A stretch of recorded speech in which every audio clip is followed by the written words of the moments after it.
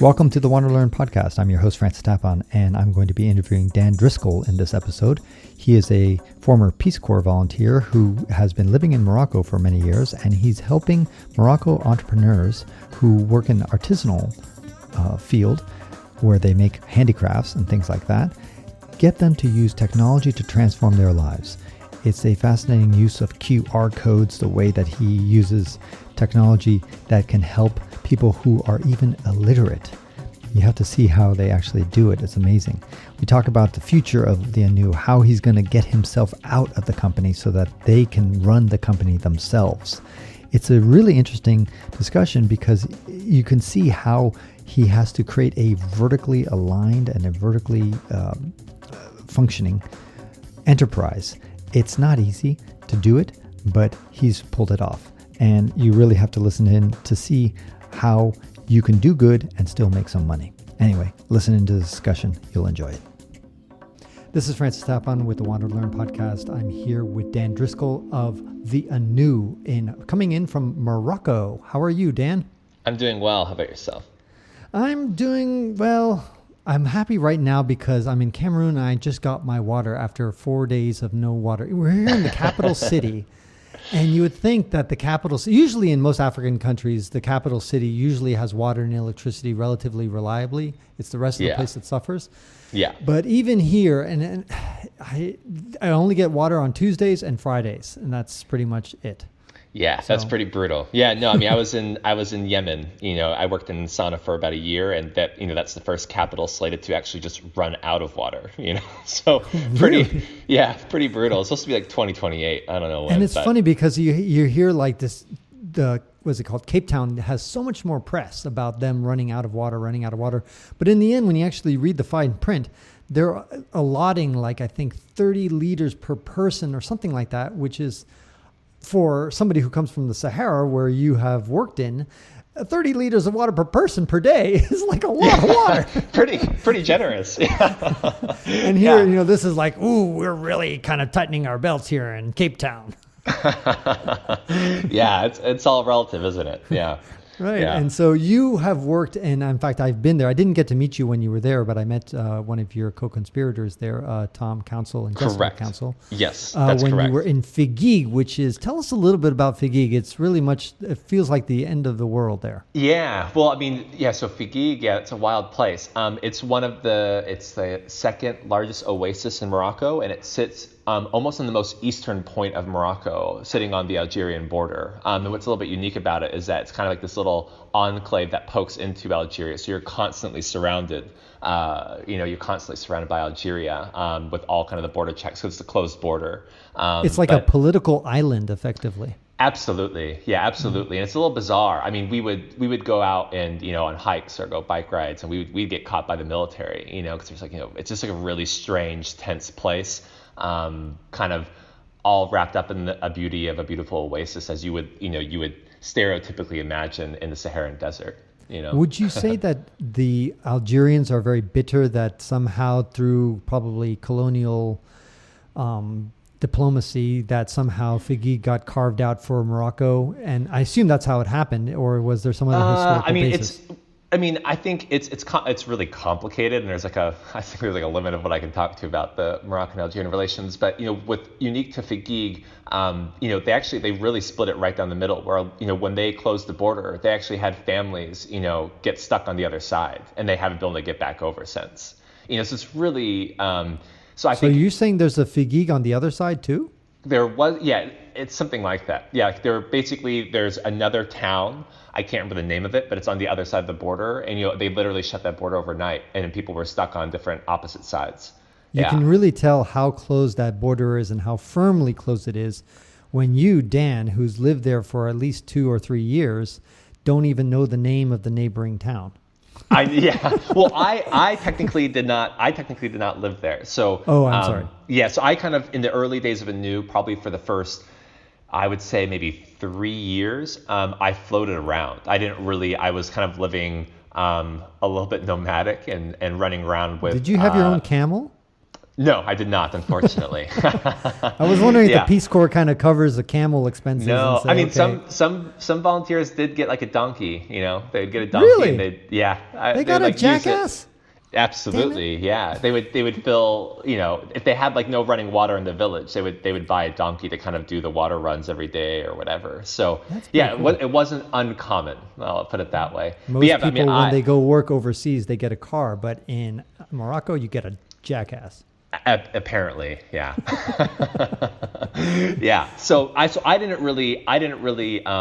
I didn't live there. I would spend extended time there. We had originally built the first iteration of the website for Anou, the marketplace we'll talk about, and then I eventually met Tom, and Tom was the one who he rebuilt the second iteration of the site, which we still continue to use today. But Tom has moved on. He moved to after he finished Peace Corps, he moved to Thailand, and yeah, he's just kind of a globetrotter. So I don't know where he's at the moment, but yeah, so he's moved on to different projects, and it was a big focus of his Peace Corps time when he was here for 2 years in Morocco. Okay, we want to talk about kind of how Morocco's artisan is being transformed through technology. Yeah. And so give us a little rundown of some of the impact that the Anou, and by the way, the Anou is spelled THE and then ANOU. That's correct. So give us a quick, well, first of all, where does the Anou stand for? Where does it derive from, the word? Yeah. So the idea, like the basic concept behind Anou, is really twofold. One, that we are an online marketplace where artisans themselves can post product regardless of literacy level or geographic location. So if you were an illiterate artisan in a rural village, you can use our platform. You get like a small, either if you have a small smartphone or you go, back in the day, you go to a cyber cafe, and the whole interface is all symbol based. So, in the past, when I was a Peace Corps volunteer back in 2008, I'd teach artisans how to use Etsy, and that would take about 6 months, 6 months to get an artisan to master, adding a product. And so we kind of simplified it all and kind of designed it around for artisans. And it would only take about a day to kind of get an artisan up to speed on how to add their own product. So if you go to, theanou.com, it kind of looks like an average, your kind of normal marketplace, but all that content, all the products that are being posted are actually artisans themselves. So these are people out in the villages. So you'll see pictures of artisans holding product. That artisan was likely the person who actually added that product to the platform. So that's like a key part. So what I try and explain to people, what does like Anou do? If you try and envision yourself, we talk about kind of like these infrastructure challenges or living on the Algerian border out in the middle of the desert. What does it take for an artisan that may be illiterate to sell and ship their product to, anyone in the United States, and get their product there in 5 days? Like, think of all the logistical challenges around that. Those are things that we really solve. But the key part is, which leads me to the second point, is that all of that work, the end goal is that it's being done by artisans. So you have artisans that are, managing their own online store, but the administration of Anou itself, the website, is also being performed by artisans as well. So the whole goal is to make it fully artisan run and managed. So that's this is your big differentiator. Absolutely. Yeah. And I think that's like the most important thing to understand, and so if you look at fair trade as a whole, there's something like the 80-20 rule, and that is relevant for the fair trade sector. If an artisan works with a traditional middleman, so if anyone that's listening, you go to Marrakesh and you see all these products that are put out in the marketplace, artisans are only earning about 4% of what you pay in that marketplace. So it's a small fraction that goes to the artisans, is why artisans are so poor. And fair trade will come in, and on average will only pay about 20% of that final selling price. So, if you go to any kind of organization that works in the artisan space and you really press them and you say how much money is actually going to the artisan, you're not really going to get much deviation from 20% to artisan, 80% to to the organization that runs it. And it's not that because that these these organizations or whatever are exploitive. It's just that they're doing a lot of the work. They do the work of photography, they do the work of marketing, they do all these different things that cost a lot of money to do, and therefore 80% goes to these organizations. So if we're really going to be serious about solving artisan poverty, we're not going to get there by continually paying them 20% and then paying foreigners 80% to do this work, which is really kind of physical labor in the 21st century will only get you so far, right? So artisans need to master these skills, whether it be marketing, photography, all those kind of things that you think a business needs to run. Artisans need to do that. And so that's where Anou kind of comes in, where, you have this marketplace, artisans can post their own products, they can sell directly, but all the administrative overhead, when we're dealing with cooperative compliance law, just yesterday, an artisan and I were dealing with brokers for, container shipping. Artisans are all kind of involved in all of that. And that's where, for us, where if we kind of dive into our numbers, anytime you buy something off Anou, 80% goes to the artisan on, roughly an average, and 20% goes to the new budget, which then just goes to pay more artisans to do the work of managing Anou. So all the wealth that Anou generates goes back into the artisan community. And that's really important because that's not what's happening in any other type of artisan business. It's kind of, reinventing the wheel, something revolutionary, some new technology. And then if you go down to the financials, it's 20-80 again. And it's 20% maybe to the artisan, 80% to the organization, and nothing changes. So if you look at the artisan sector, in Morocco prior to Anou, even to today, the artisan sector declines by about 17% per year. Like, everyone's leaving. No one wants to be an artisan because you are dependent on these outside people coming in to help you. There's not a lot of dignity in that work.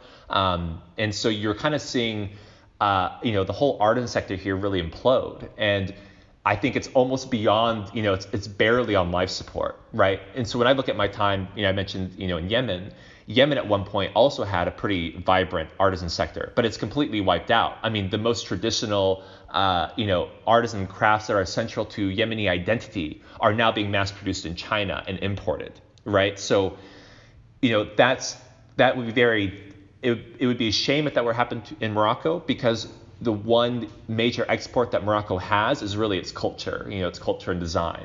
So, those are why these things are, so important. So that kind of gives you like an idea of, where the artisan sector is at today. And, in the past, it was kind of required, because if you were an artisan out on that border of Algeria or you're in the middle of the high Atlas Mountains, you really had no access to anyone. You're pretty closed off. You're really reliant on a lot of these middlemen. But now, in Morocco, it's about 90%, I think, 3G internet coverage now, right? So, things are really radically transforming. Yeah, that is definitely true. And what is going on with the artisan when he, let's say, wants to ship a $100 product? Let's say you go onto theanou.com and you buy something for $100. I noticed that shipping is usually included, correct? Correct. Yeah, we just include it in the price. Okay, so $80, let's say that's 80%. That goes to the artisan, but he has to pay for the shipping, I assume. Well, the customer pays for it, right? So how it works is if you have a product, and let's say, you set your price at $50, you add it to the website, you set your own price. So all artisans on Anou, they set their own price. We are not involved in setting the price for artisans, which is why you'll see some pretty varied price variance, and we try and mentor artisans, and we try and give advice, but it's not our ability to set the price. So they post that up with the price, and they also include the weight of that item. And then when they put that weight in, the website will automatically calculate the shipping cost and put that on top. So let's say, for example, I have a $50 product. I'm going to, it's going to weigh 100 grams or whatever. It will cost me $10 to ship that to the United States. That price gets added, and you'll see that price then be like, $60, be like $60, and then plus the, a new fee on top of that. So right, it all varies. Yeah, I understand that, but I'm just trying to calculate when you say that 80% is going to go to the artist, 80% of $100, let's say that I'm writing a check or whatever, doing a wire transfer of $100. Sure. Then that means, but that there's shipping included in there already. Correct. So they've got to get less than 80%, because I imagine shipping's got to eat at least 20%. Absolutely.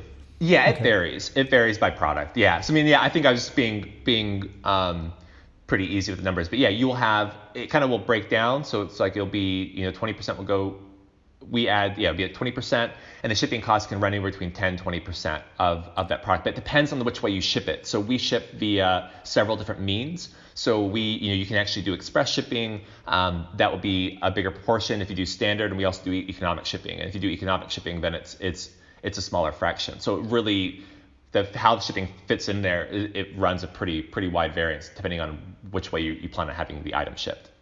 Yeah, because I was just thinking to myself, if you self-publish a book, let's say on Amazon, Amazon eats 55% of the final price. That's wild. Yeah, that's if you pay for the book and you've made the book yourself, so you've paid the shipping and you ship it to Amazon for free, and then Amazon collects and they keep 55%. Now, let's say if you are doing an ebook, the artist keeps, in that case, 70%. The writer, should I say, gets 70% of the digital ebook. Now, let's say if I'm going with Random House as a publisher, then I'm only seeing about 10%, maybe 20%, actually about 10% is going to the artist, maybe 15% on a good day to the writer. Wow, and I did not know that. Yeah, so the publisher takes basically the bookstore, let's say, takes usually 40% of the book's value, and that's what, and the distributor takes about 20%. So that now you're up to 60%. So that means 40% is left to the publisher, but the publisher is only taking, let's say, 30%, and then that leaves 10% for the writer. Yeah. So 10% writer, 30% publisher, 20% distributor, 40% retailer. That's a pretty tough market. Now you know why it sucks to be a writer. But anyway, I'm just giving these economics just so that people can understand, like, that, yes, it sucks that the artisan gets only, let's say, in your case, you said 4%, which is really pathetic. But this model that all these middlemen start adding to the costs. Yes. And by the way, sometimes that cost is captured by the customer. In other words, when you go to Barnes & Noble and you see something's 20% off, well, then the customer, just captured 20% of that. Correct. Yeah. I mean, well, I think the difference maybe between the artisan sector and maybe kind of publishing is that when you're in the artisan sector and you go through, like, just go flip through Instagram, and look for kind of foreigners in Morocco that are paying artisans, pittance, but they're brushing it up as, look at, like, all this good we're doing. We put, food on the table of Fatima, or, like, whatever. So there's a way in which I don't think Amazon's running around being like, they may or may not, but, like, it's like this is like the model. That's how it kind of works. I think it's, it is what it is, but it would be different if Amazon was going around saying we're changing lives and, right. Kind of painting it as this charity thing, but no one's really kind of diving into the numbers on these things. And I think that's a key differentiator. I think that's something that probably needs to have more light shined onto it, particularly in the artisan sector. So how do you shine light on that? In other words, let's say, the average consumer, he's just surfing around the web. He finds on this place, he finds a website that sounds like they're working with artisans. How do you know how deeply they're working with artisans, and how do you kind of fact check that? Yeah, I mean, it's a really good question. I mean, I always kind of look at my kind of always rule of thumb, and, is like, I always tell people and advise them, if you're going to buy something from an artisan group or, through an artisan means, ask who owns it, who owns that platform, and if it's not artisans, then you can generally assume that, you're going to run into that same problem. That's pretty involved. The frank reality is that, I think if I had to put kind of a number on it, general consumers of artisan craft, maybe only really 10% of those customers are really going to do, the actual work and really verifying, are the artisans actually getting paid? Is this actually an ethical way of doing work? It's a very small number of those people. And so, we spent, many years at Anou trying to kind of solve that question of, like, how do we educate consumers about, spotting these differeneces. And it was just like it's almost like a dead end. And so we've kind of, we always want to, through our marketing, whenever we implement marketing in the future, our strategy will always be focused around education and, educating consumers about kind of the issues that people face in Morocco. But the reality is, like, I've kind of come to this conclusion that, the reality is we should just not give people a choice. Like, we should just be, if you want to buy artisan craft in Morocco, then you just know that Anou is going to be the best quality product that you will find. You will have a great experience buying it.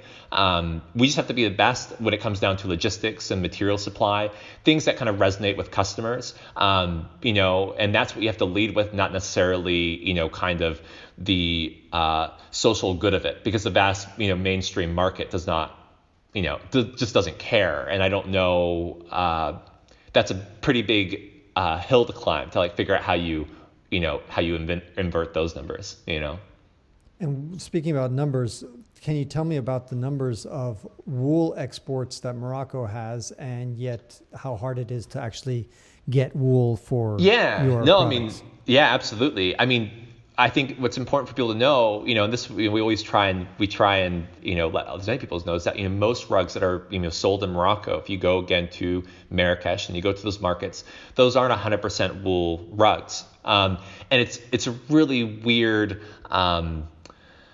I don't know, like a cognitive dissonance to a degree, because Morocco is, the sixth largest producer of wool in the world, but they don't even crack 1% in global exports. And you can't even find, it's very sometimes difficult to find actual real wool in Morocco, because the shepherds, the wool industry in Morocco are the sheep industry, which is it's primarily focused around meat. So wool is actually a waste product of the actual core business that they do. Right. And so, to go through and kind of build up that supply chain would be a lot of work, and, revenue for, margins on artisan craft are so small that there's no incentive for anyone to try and figure out how to solve that problem. So you get synthetic material in a lot of these rugs. I mean, we only figured this out when we started doing our own in-house dye work. When we started dyeing wool, we get like some weird shifting or certain things wouldn't absorb dye. And it was because, it was a 30% synthetic blend. We'd like confront, a mill about this, a local mill in Morocco, or, a middleman who sells wool, and they'd be like, oh, it's German wool. I'd be like, no, I don't think it's synthetic. It's not German wool. There's no such thing as German wool, But there's countless stories. I mean, a really famous story in Morocco is there's a really popular product called Sabra. And, if you go online, you look up Sabra, it's like, divorced women in the Saharan desert, they like hand select this cactus fiber and they turn into thread, and it's it's as smooth as silk, and it's built on this whole kind of it's the most popular product in Morocco right now. But the reality is, if you go and you dig deep a little bit, it's just rayon. Sabra as a product never existed in Morocco. There was never any Sabra industry. So all of that kind of comes to the fold. So this whole artisan sector is kind of booming globally, for Morocco, but it's all kind of like, it's all smoke and mirrors. And so those are things that really have to be changed. But, if we're not really focused on the artisan and we're kind of continually focused on 4% or whatever, we're just, the market will just suffocate. So those are really important problems that need to be fixed. What is some of the biggest challenge for you running the business out there? Because I think you're the only foreigner involved in the Anou at this point. Correct. Yeah. I mean, we just recently, for the longest, since we started. So I started in 2012. So yes, I was the only foreigner. We hired another former Peace Corps volunteer named Caitlin, and so she just joined us several months ago. So now she's helping. Are you full time yourself, or are you just an advisor? Yeah, no. So I work on this full time. This has been my full time work since I started. So it's been my 100% focus. Okay. Yeah. So, but my goal, is really to, the original goal was really, let's have this marketplace, artisans can sell directly. But then we kind of really brushed up against, and this kind of goes to answer your question, was like really kind of the entrenched interest of kind of keeping the marketplace as it was. I think a lot of people that kind of work in this sector, I mean, I get probably contacted every week about someone who wants to start like a new marketplace, let, artisans sell directly, and I think it will revolutionize things. That's not even the number one problem.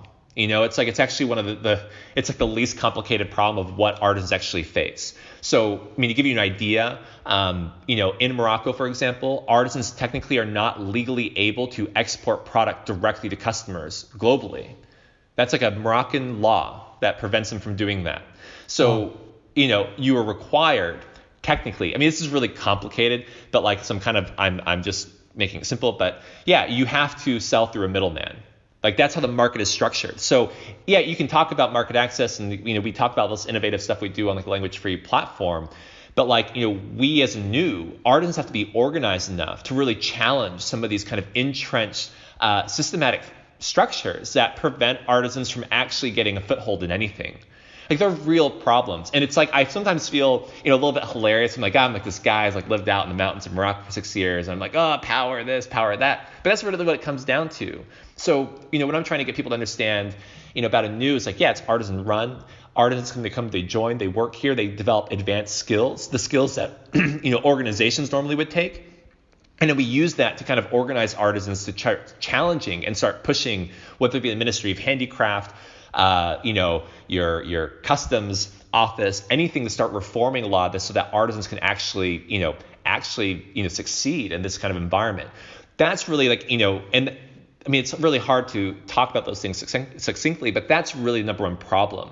If it were really just market access, I would have gone and left after a year. I just didn't understand that. Like, we solved the market access problem, we started peeling back more of these layers. So it's one part, really large part of that is like, how do you then get artisans themselves who, our team, we have 10 artisans, which are like the exceptional artisans from our community of about 600 artisans. They are the ones, that we have to kind of build up and, have the ability to kind of challenge a lot of these problems, but, to not be scared to even do it. That's really, really difficult. And I would say another massive challenge slightly related to that is that, we have to do that in this environment in which, there are so many people coming to Morocco to save artisans and do things for them.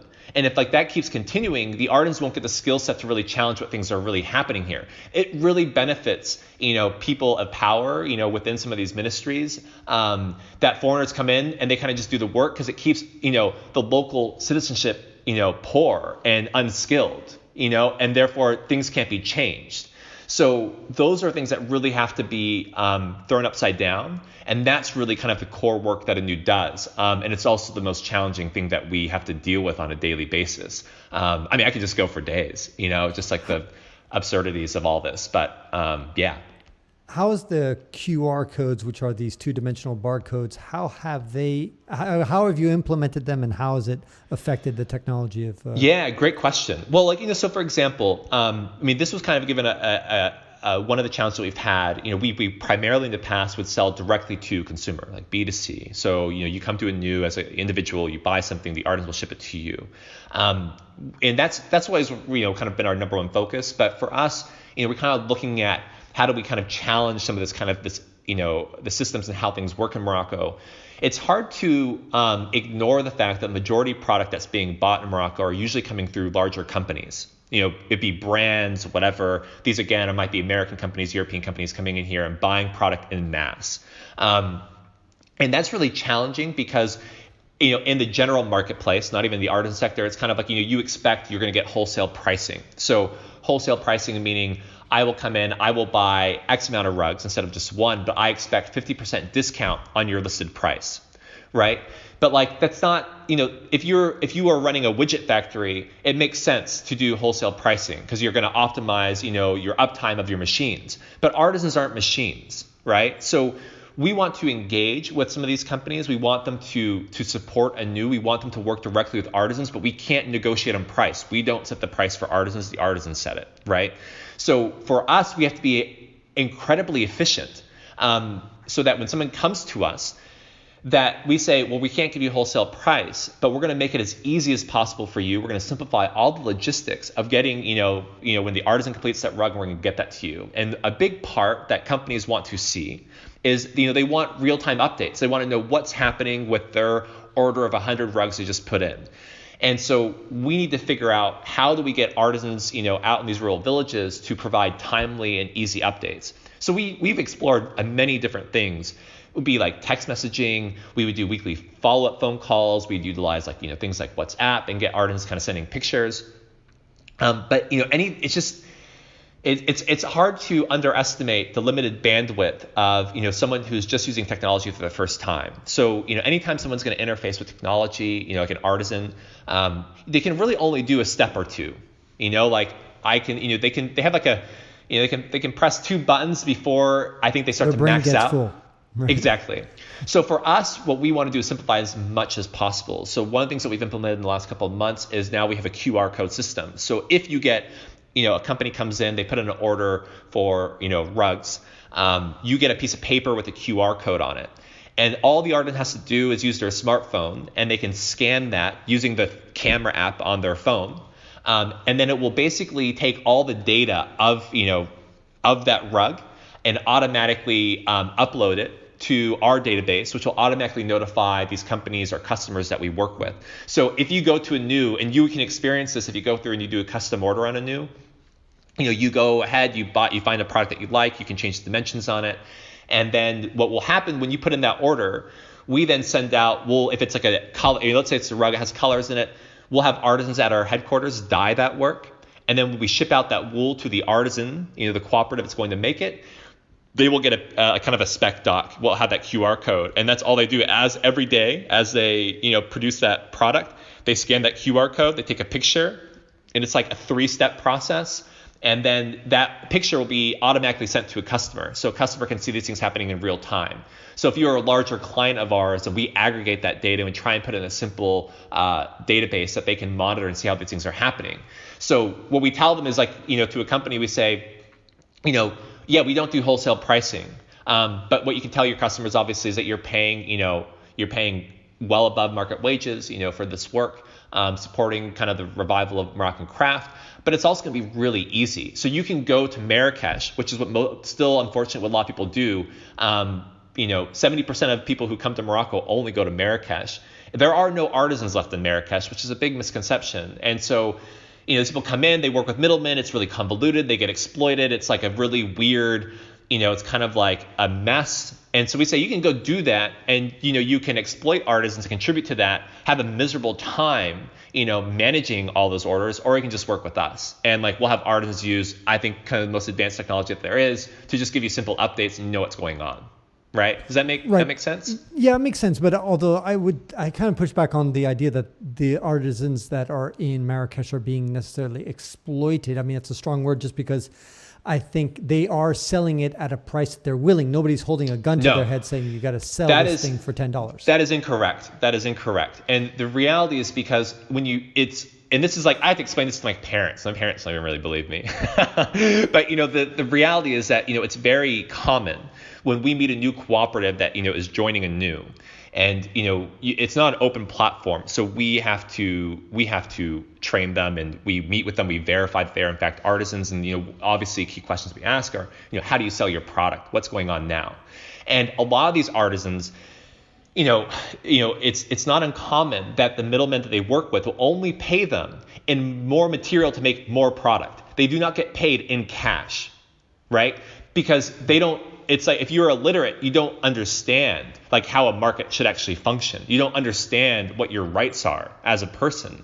So that is really common. And so what will even happen, we will have artisans when they make their first sale in Anou, they will call, one of the artisan leaders at the office, on the verge of tears, being like, am I going to go to jail? And we're kind of like, no, what's going on? They're like, well, I didn't know that we were allowed to make money.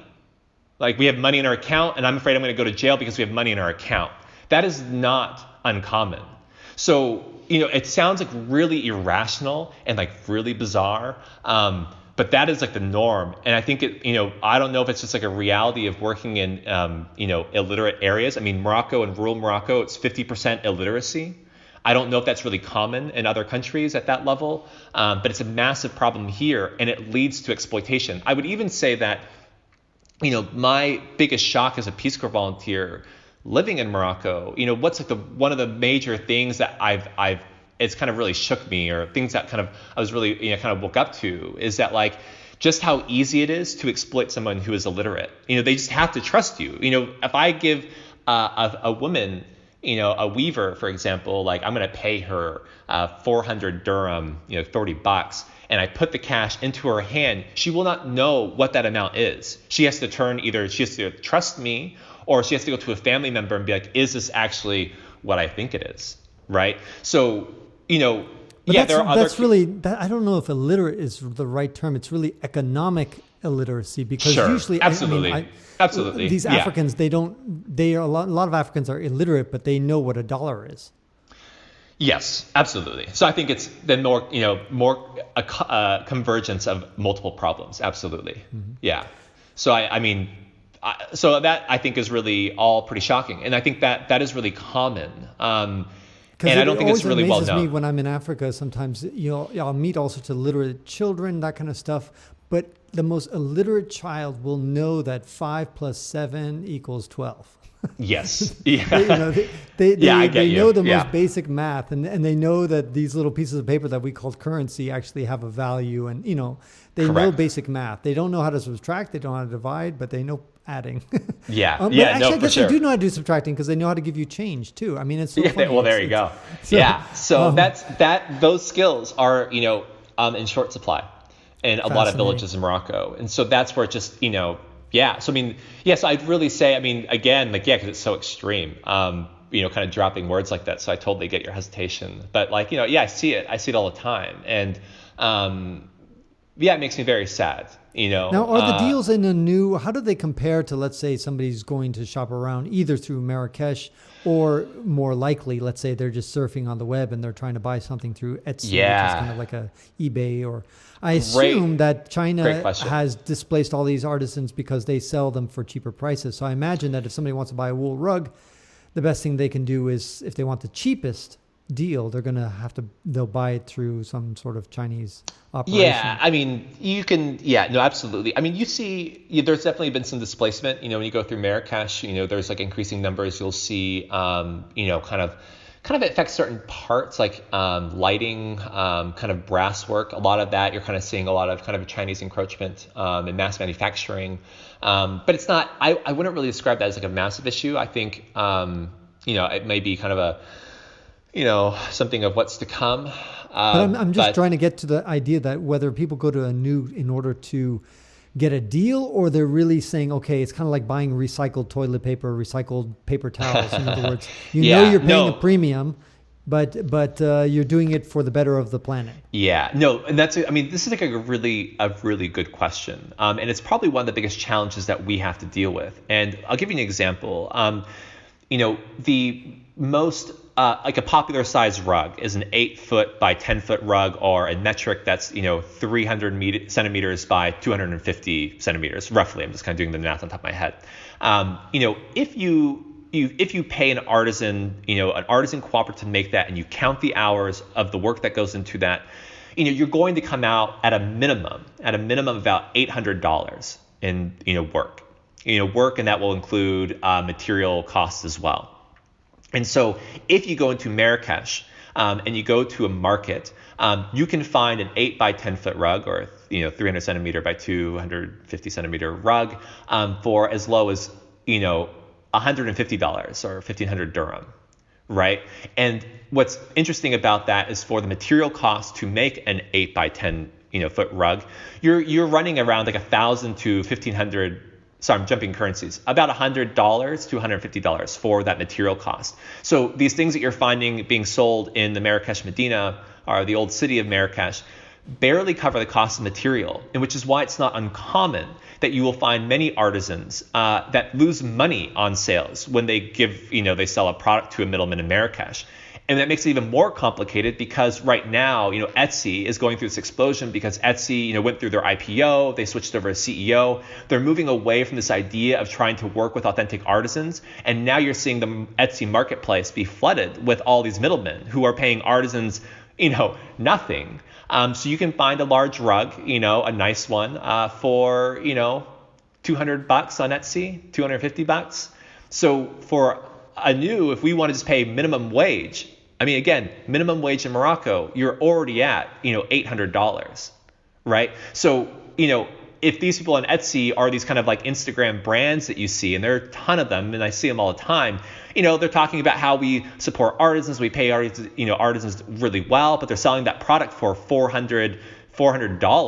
So I don't know what they're talking about. That's not physically possible, right? So, there's a really difficult challenge. So people, when I say like, you buy through Anou, you're going to buy directly from artisans, they assume it'll be cheaper than what you'd find on Etsy, but it's actually not. We will be like 3 times more, right? So that's a really difficult, immensely difficult challenge to solve.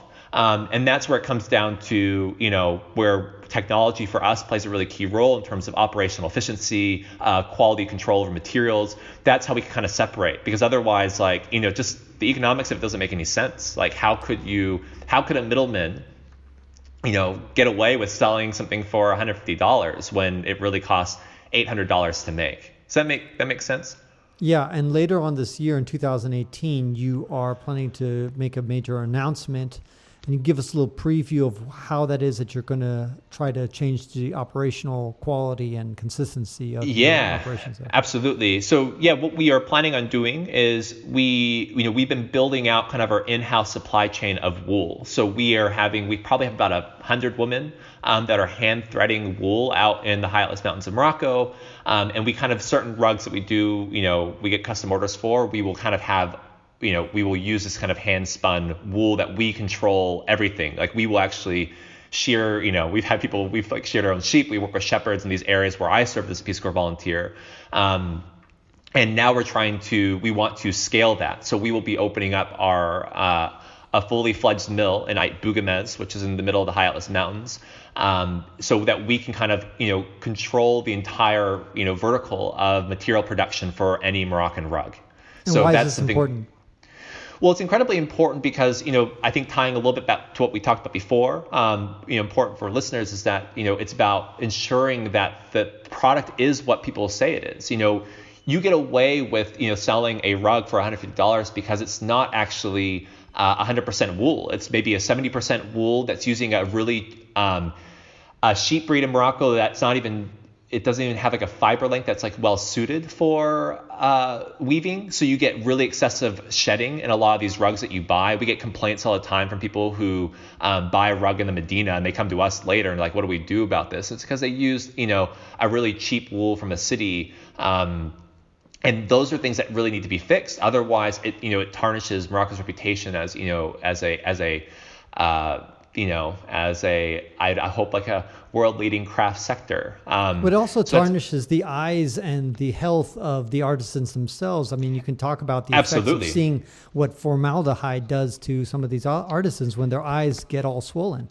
Absolutely. Yeah. I mean, so, that's where we stumbled all into this was, once we started doing a lot more, we do a lot more creativity work, which is a whole other thing we could talk about, and getting artisans to create their own designs. We had to kind of start mastering color and we had to start figuring out how to dye, and we would work with traditional dyers where most, if not all, wool in Morocco is dyed. And, to cut corners and cost there, to keep your margin on a $150 rug, they use formaldehyde as a mortising agent. And what that means is that, when you take a dye and you soak wool into it, you need that dye to bond. So formaldehyde is a really great way to do that really quickly and cheaply. And artisans get allergic reactions. They will have their eyes swell shut. On average, artisans get sick more often than the average population because of what the materials they have to handle. And all that stuff is hidden, and so we can't really trust anyone, like we must know from the sheep, itself, all the way to like the rug that's arriving at a customer's doorstep. We want to be able to control all of that. And that's like a massive focus. And I think one of the key reasons why we're moving in that direction, but I'd also say that, it keeps on providing more. We can take kind of our ability of technology to simplify a lot of this work. So for example, when we open up the mill, the plan will be that it will be all run and staffed by artisans from the Anou community. So whether you are semi-literate, whatever, we will design kind of the workflow in this place for these people to succeed. So artisans that, for example, in a slow season, they need additional work, they can come work at the mill or they can come work at our dye shop. So they don't feel the pressure to have to work with middlemen who will pay them, nothing or essentially kind of take their product for free, So when this mill comes online in December 2018, do you expect this to have an impact, maybe a 10% decrease in the prices to the customer? I think, yeah. I mean, our plan is to do is that we will provide the wool that we generate from that mill will be provided to Anou artisans at cost, right? And then we will sell these services to other people at a margin, and we will use that. That's where we'll get. That's how we'll turn it profitable. But for the most part, for any artisan that is in the Anou community, we'll get that material at cost, which will provide cheaper prices and help artisans really compete against their competitors who have optimized their labor costs to essentially zero.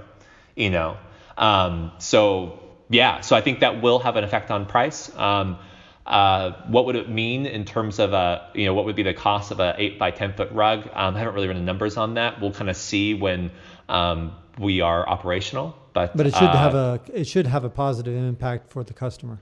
Absolutely, absolutely. Well, I mean, anything that doesn't have formaldehyde in it, I think, is always going to be a positive outcome for the customer. Especially if you've got a baby rubbing their face in it. Yeah, no, exactly. I mean, it's terrifying. Yeah, I mean, I see all these things trending on Instagram with little kids, and I'm like, man, I would not want my kid on that. Yeah, no kidding. So what do you see the future? Let's say if we project out into the year 2020 and then 2030, what do you see the future for the Anou? Well, I would hope that we would be large enough. Well, a couple things. One is that I would like to see, I don't know in the time frame, but yeah, sometimes in the 2020s, that Anou is really, I'm no longer an integral part of the work that we do, and that the majority of it will be being done by artisans. Like, we're still kind of building up the capacity, taking on more and more of the roles and responsibilities, and those kind of tie into things like English language learning quite a bit. So that's where I hope we'll be. That's always the goal of what we do, is really to kind of run it where it's 100% artisan run. The second thing that I would really like is I would hope that hold on, sorry, 1 second, Dan. Sure. Just to interject there, in Sub-Sahara, you have a lot of distrust among the Sub-Saharans themselves. Africans really, they can be very, very, very tribal, and they kind of like it in some ways. It's perverse in a bit, but they almost like it when a white man is in charge, some foreigner, because they trust that person will be equitable. Then rather, I've had many people, they said, for example, in Tanzania, they said the best person to work for is a white guy, European. Second worst is an Indian, and the worst is to work for an African, because the African will exploit you. They'll pay. They won't pay you. The foreigner will be much more reliable as a job, and much more fair. And that's the key thing, fair. So, getting back to you and the Anou, I'm wondering if in Morocco, even though I spent 3 months there, I didn't get a sense of whether the same kind of like that have a nice referee, basically. And for you, Dan, you're kind of like the referee. You're not going to if you're going to screw them, you're going to screw them all over. What they're worried about is that they're going to, that one guy who's an insider is going to just play favorites and be tribal. Do you think that's one reason they're keeping you on there? Yeah, I mean, I think that is, one, that's an excellent question. Sorry, one more thing. Let me interrupt you one more time. Sorry. Sure. I'll give you one last anecdote. This is from an Italian man who's worked for 30 years. No, 40 years. Anyway, 30 or 40 years in Cameroon, northern Cameroon, the extreme north of Cameroon. And he's a doctor. And he has been there for that much time. And now he's now 70 years old and he wants to retire. They've gone through not one, not two, but 3 doctors so far. And every single time the doctor they think is a good doctor, he's a Cameroonian, local. And then he ends up saying, give me $400 extra for the surgery. He wants to be, he's constantly trying to get side deals. And so once again, the people come to the Italian doctor because they know the Italian doctor won't ask them for bribes. They'll tell them, they won't invent anything. And so again, there's this higher trust to the foreigners than to themselves. Yes. I think it's a great question. That's actually probably one of the, that's a massive challenge. And, but the thing is that the reality is, yes, in Morocco, no Moroccans really trust other Moroccans. It's like, people kind of throw out theories like, it's like, like some kind of forms of like tribalism, whatever. It's a problem. That's so like this probably is a Pan-African problem. In other words, a lot of times people think of this as just a sub-Saharan thing, but it's really Pan-African. It goes all the way to Morocco. Yeah, I would definitely say that concept is real here. And it's what makes, but what I would say to that is that's a real problem. But that's not an excuse to, not solve it. It's kind of like, it's really, you find where people, you have like foreigners that come in, particularly in the art sector, and it's like, oh, look, like I'm so needed, look at us, look at, and it's like, that's not a model for development. And the reality is like, me as a white person serving as arbitrator, that is like a sign, and that's like a crutch for like good institutions that, can manage, those kind of those relationships. That's So one how of the do you things make that we're. yourself obsolete, Dan? How do you kind of get yourself Well, out of this role? Because I yeah. sense that's what you're saying in the 2020s. You would love to step aside.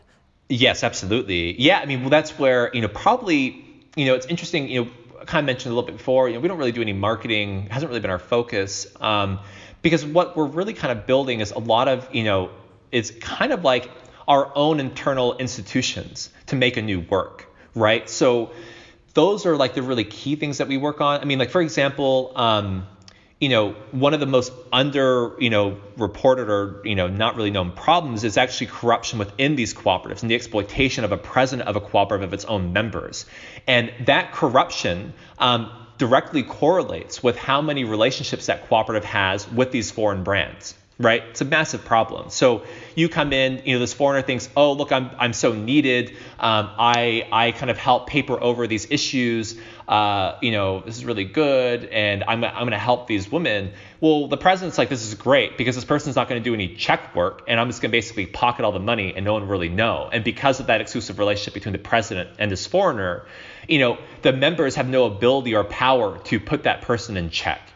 That is like the status quo, I think, for most cooperatives. And so what we do is really, again, how do you build, kind of the infrastructure to kind of create transparency within these cooperatives where we can kind of take away, the elements that lead to a lot of that distrust and where people like a foreigner is needed. And to give you an example, we would have, right now, like it's still kind of like in the early stages of it, but we now automate the accounting for artisans and the product that they sell and the materials that they buy. So if you sell a product, it actually, how that breaks down, how money is distributed. I'll give you a quick kind of couple things. Like, for example, if something sells on Anou, all the members who are tagged into making that product get a text message with the amount that product sold for on Anou. So not one person has the knowledge to what that price is, and that creates like a level of trust that did not exist in a lot of cooperatives before. On top of that, we now, when those things sell, all that is being recorded into each individual account on Anou. They have their own budget, and what they can do is at the end of the year, all cooperatives are required to get, audited by an independent accountant. It's not quite at this point, but they'll just be able to push a button. It'll print everything out. Everything will be kind of independently, compiled. So like what would happen in the past would be like, you sell a product, you can kind of flub what you report, we sold this rug for 500 dirham, but you actually sold it for 10,000, or you sold it for 1,000, so you can pocket 500. With Anou, that's not possible. All that information that we record when you buy it on the site is being recorded somewhere. And we actually now are giving access to that to the legal team at the Ministry of Handicraft. So if there's a dispute, which happens quite often amongst cooperatives, what would happen in the past, a dispute would happen, all the financing and the accounting of these groups, because of many of these people, again, financial literacy not very high, the ministry, the legal team couldn't resolve it. They wouldn't know what was actually happening. And now what we do is that there's a dispute, they can reach out to us and we can provide all the data of sales, materials that these groups have bought to the ministry. And they can use that information to resolve those disputes, right? So that sounds a lot better to me than having a foreigner, a benevolent foreigner who is actually, profiting from these businesses,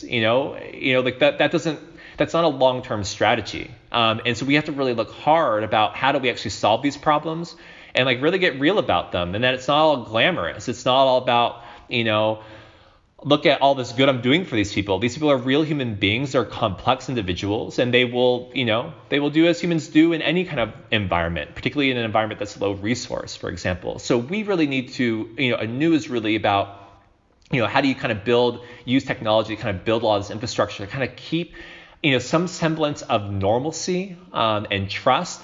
So that when I step out, it doesn't really matter because all these systems are all there. They're all kind of, they're all there working for artisans. They have knowledge. They can kind of hold each other to account.